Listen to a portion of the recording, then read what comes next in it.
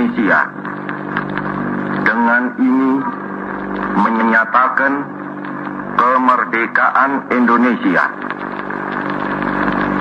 Hal-hal yang mengenai pemindahan kekuasaan dan lain-lain diselenggarakan dengan cara saksama dan dalam tempo yang sesingkat-singkatnya.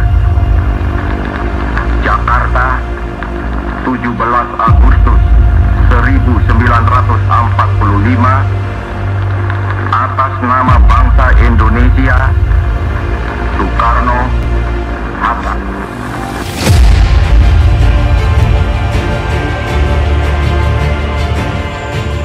Assalamualaikum warahmatullahi wabarakatuh, sahabat Jaga Laki. Kali ini kita akan membahas pemerintahan Republik Indonesia di daerah pada awal revolusi di Sumatera Selatan.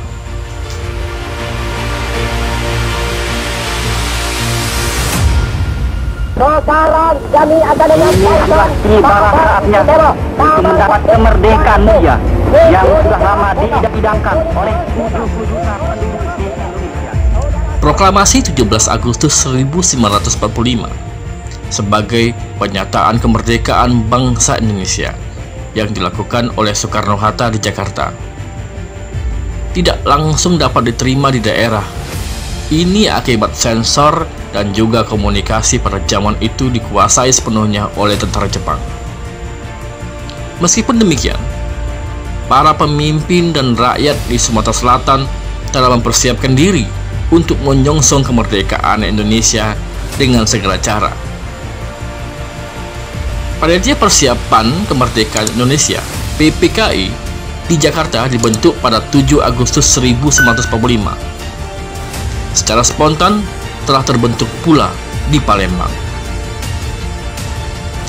Penguasaan Jepang di Palembang baru pada tanggal 22 Agustus 1945 dan menyatakan pemberhentian perang, yaitu kekalahan Jepang kepada para tokoh-tokoh pemimpin di Palembang.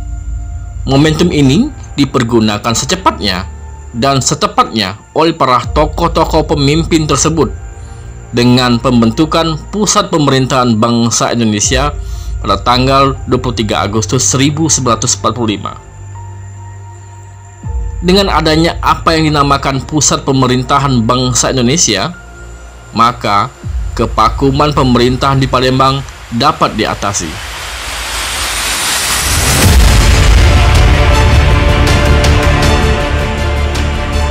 Susunan pusat pemerintahan tersebut adalah Dr. Akagani sebagai kepala dan Abdul Razak sebagai wakil kepala untuk Keresidenan Palembang. Asari dan Mursodo untuk kepolisian. Insinyur Ibrahim untuk kemakmuran. Nungci AR untuk penerangan. Dr. M. Isa untuk urusan minyak dan kemakmuran. RZ Panani dan Haji Cikwan untuk urusan pemerintahan umum. RM Utoyo untuk urusan perhubungan, pos dan telegram. Sedangkan Raden Hanan untuk urusan kota Palembang. Pusat Pemerintahan Bangsa Indonesia yang dibentuk tersebut adalah sepenuhnya prakarsa lokal, seperti juga BPRI, Barisan Pemuda Republik Indonesia, dan BPKR, Badan Penjaga Keamanan Rakyat.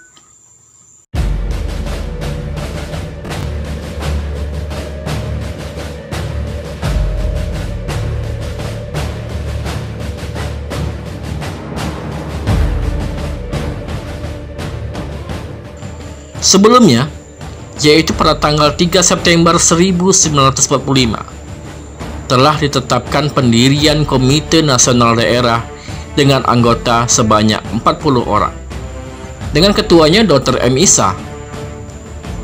Pada tanggal 5 September 1945, diterima telegram dari pemerintah Republik Indonesia di Jakarta bahwa semua pegawai pemerintah ditetapkan menjadi pegawai Republik Indonesia. Kepada segenap pegawai negeri bangsa Indonesia, dimaklumkan supaya hanya berhubungan dan hanya mengakui kekuasaan bangsa Indonesia sendiri. Di setiap bahagian pemerintah dan jawatan dan pemusatannya berada pada pusat pemerintahan bangsa Indonesia di Palembang. Sementara di daerah pedalaman diberikan instruksi-instruksi untuk menaikkan bendera merah putih dengan barisan pemuda untuk mempeloporinya dan menjaga setiap kali bendera terpasang. Sebagai langkah awal dari instruksi via telegram tersebut, maka pada tanggal 6 September pagi, buat pertama kalinya seluruh pegawai negeri bangsa Indonesia mengadakan upacara di bawah pimpinan Dr. Akagane. Seperti diketahui, suasana awal revolusi tersebut masih adanya pasukan Jepang yang kalah perang dan pasukan sekutu di bawah Inggris yang telah masuk di Palembang. Gerakan pemuda dan aksi-aksinya sulit dibendung. Seandainya kesadaran akan patuh kepada perjuangan dan kepemimpinannya tidak dimiliki mereka untuk mengimbangi aksi-aksi dari kalangan pemuda dan memastikan kelangsungan konsolidasi kekuasaan pemerintahan, maka pada tanggal 4 Oktober 1945 dihimpun kira-kira 100 orang para pemimpin daerah dan pegawai yang memegang pimpinan dari berbagai instansi pemerintah dan jawatan. Di sini, mereka bersama Residen Akagane bersumpah dan berjanji akan memperjuangkan kemerdekaan dengan segala pengorbanan. Berdasarkan Undang-Undang Nomor 1 Tahun 1945 yang diumumkan tanggal 23 November 1945, maka tokoh-tokoh di Keresidenan Palembang berusaha membentuk Badan Perwakilan Rakyat Daerah.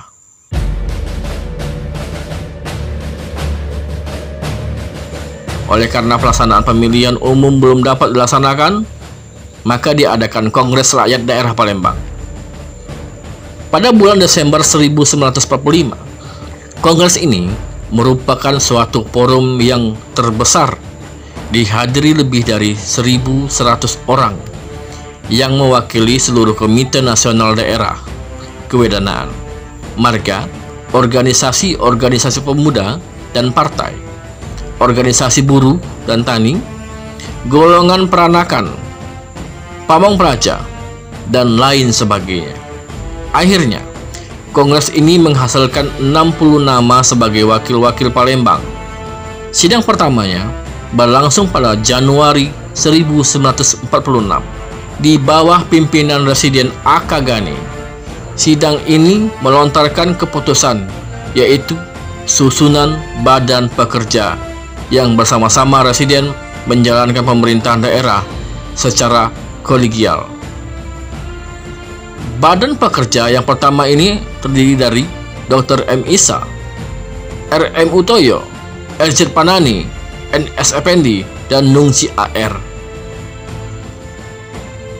Pada tanggal 17 April 1946, Badan Perwakilan Rakyat Sumatera Selatan dilantik dan disahkan di Bukit Tinggi. Anggota-anggotanya diambil dari setiap keresidenan dan harus dipilih dari KNI atau BPR daerah masing-masing. Dari Palembang dipilih 15 orang, Lampung 7 orang, dan Bangka Belitung 3 orang. Badan Perwakilan Rakyat Sumatera membentuk Badan Pekerja, di mana dari Sumatera Selatan ditetapkan Aziz Chandra Bumi dari Lampung dan Kiai Haji Cikwan dari Palembang.